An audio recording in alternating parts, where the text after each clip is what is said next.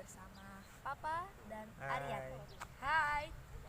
Oke, hari ini saya mau berbicara bersama Papa. Halo Papa. Halo, kita ngobrol-ngobrol Ya, santai ngobrol-ngobrol santai bersama keluarga. weekend kita. Oke, saya mau bicara nih sama kita ya. Bagaimana sih kisah hidup Papa? Ya, Papa cerita yang kisah hidup Papa nikah aja ya. Iya. Nah, hidup itu bagai roller coaster. Tahu roller coaster? Tahu? Apa Naik tuh? turun, naik turun. Ya, kayak gitulah kira-kira hidup. Hidup itu kadang naik, kadang turun gitu kan. Hidup bagai roller coaster. Semuanya tentu ada tantangan. Itu namanya hidup itu. Saat mau naik, biasanya orang mau naik itu lambat. Orang kayak roller coaster tuh mau naik itu kan lambat. Ya, Itu butuh tenaga yang besar, butuh energi yang besar, dan kalau dalam hidup itu kita butuh kesabaran untuk menuju titik puncak naik itu gitu. Namun pada saat turun itu cepat banget tuh, seret, cepat banget. Itu juga terjadi dalam hidup. Kalau dalam hidup karena cepatnya itu kadang adrenalin itu dipacu, gitu, cepat terasanya. Kadang orang kayak roller coaster pas turun tuh orang teriak gitu kan. ya. Nah, kalau dalam hidup kadang emosi terasa tinggi.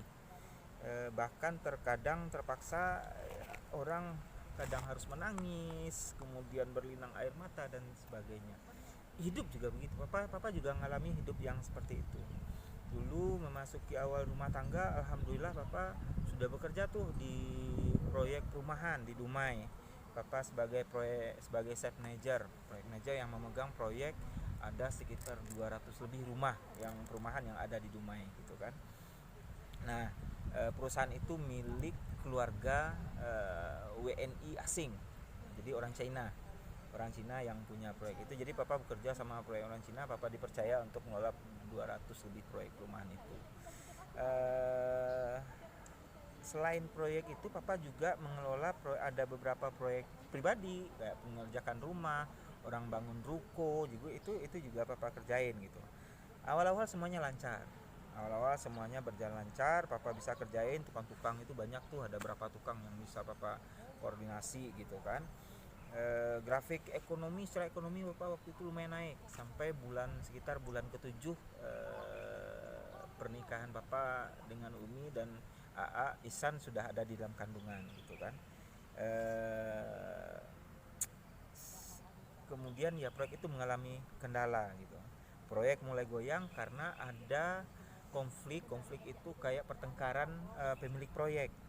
Jadi pemilik proyek itu mereka bertengkar, kemudian ujung pecah gitu kan. Proyek itu pecah, akhirnya proyek itu tidak jalan, mangkrak.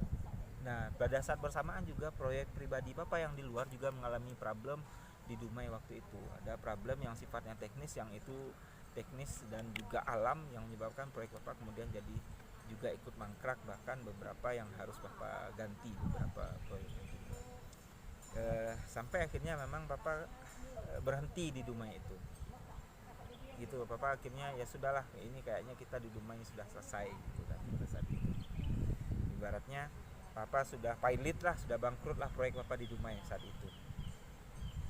Oh, begitu ya. Terus selanjutnya apa pekerjaan Papa? Eh Berhenti di Dumai, kemudian Papa pindah sama Umi sama istri Papa, kemudian Papa pindah ke Palembang. Nah, ke Palembang saat itu Papa ya memang belum ada pekerjaan lagi di Palembang karena baru pindah dari Dumai.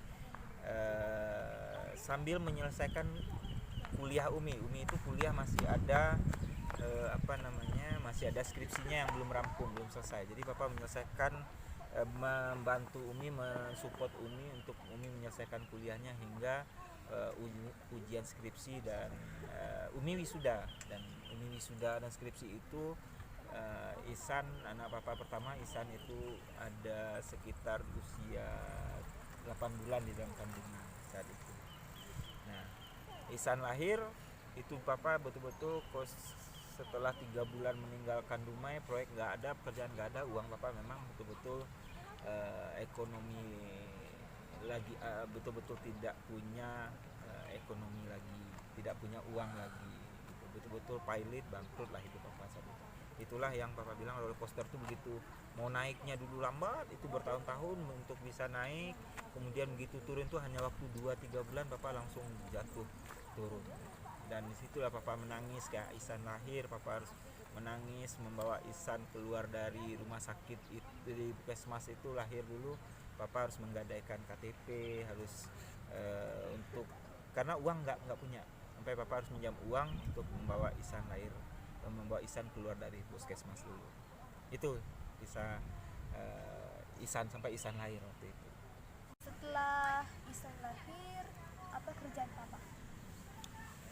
Setelah AA lahir, terus papa kan belum punya pekerjaan tuh, mulailah hidup papa itu ibaratnya gali lubang tutup lubang, pinjam uang si A ganti uang yang dipinjam kemarin, pinjam uang si B ganti uang si A, pinjam uang si C ganti uang, dan gitu seterusnya, gali lubang tutup lubang istilahnya. Nah papa nggak putus asa, kemudian papa mencoba untuk cari kerjaan yang lain yang ya pokoknya tidak di dunia teknik sipil lagi, karena papa sudah 3 bulan menunggu mencari kerjaan sebelumnya di dunia teknik sipil, nggak dapat di Palembang. Mulailah papa belajar menjadi seorang sales. Papa diterima di salah satu kartu kredit, sales kartu kredit terbesar di Asia saat itu. Luar biasa, kartu kredit asing lah, itu punya Amerika, mohon maaf bukan Asia tapi punya Amerika. Papa kerja di sana. Target papa cuma satu, yang penting papa dapat uang aja untuk ngasih makan, beli popok, beli susu anak papa, kemudian makanan istri papa. Gitu aja target papa, nggak muluk-muluk waktu itu. Ya itu papa lalui dengan sabar, dengan gigih. Kemudian papa gimana caranya bawa kartu kredit, brosur kartu kredit, nawarin ke orang-orang, dari satu mall ke mall yang lain, dari satu rumah ke rumah yang lain, dari satu kantor ke kantor yang lain di sekeliling Palembang. Alhamdulillah papa berhasil. Mulailah kita dapat uang, papa dapat uang yang lumayan besar, kemudian prestasi papa naik, kemudian papa diangkat jadi supervisor dalam waktu nggak nyampe 1 tahun. Papa udah jadi supervisor, papa bisa untuk merekrut tim sendiri. Kemudian papa dikasih challenge untuk pergi keluar kota. Nah, itu penghasilannya jauh lebih besar.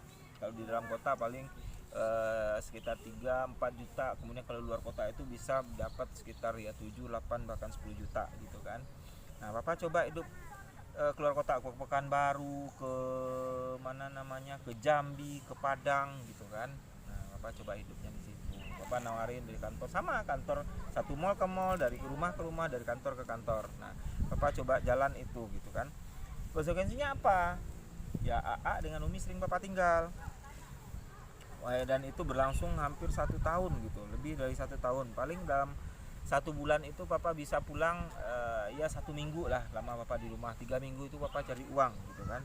Dan alhamdulillah papa naik karir sampai puncaknya itu papa saat meeting dengan manajemen pusat, waktu ada pertemuan di tempat kita lapangan golf itu, restoran lapangan golf. Papa di challenge untuk kita fight dengan brand Medan namanya waktu itu. Kita memperebutkan area Pekanbaru. Nah papa pergi tuh dengan tim papa terima challenge-nya. Yang menang nanti taruhannya bisa punya area Pekanbaru dan area Padang. Itu taruhannya kalau menang. Jadi papa fight dengan tim Medan. Papa ngebawa orang waktu itu bersama teman-teman itu sekitar 8 orang. Sedangkan tim Medan itu mereka ada sekitar 15 atau 20 orang. Kita fight, siapa yang paling menang, siapa yang banyak dalam 1 bulan, dia yang akan mendapat. Alhamdulillah dengan tim yang papa bawa, papa menang. Papa menang, kemudian papa dengan tim tempur tim tempur namanya dulu itu, kita menang. Dan alhamdulillah kemudian papa dikasih area khusus Pekanbaru dan Padang, itu milik papa gitu kan. Dan papa cari uang di sana, dan uangnya lumayan banyak lah, dapat uang di sana. Naik karir sampai bapak naik lagi untuk pegang area Pekanbaru sama Padang.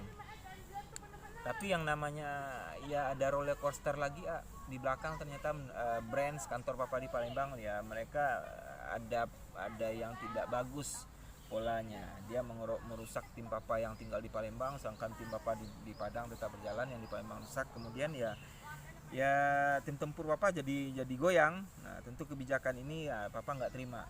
Nah kemudian papa memilih resign itu berhenti dari pekerjaan sebagai sales kartu kredit. Itu kemudian Bapak selesai di kartu kredit, mungkin sekitar ada 2 tahun Bapak menjadi sales kartu kredit waktu itu, dan alhamdulillah ya dari tidak ada, dari yang titik di bawah nol Bapak sudah mulai naik lagi di sales kartu kredit gitu. Itu kira-kira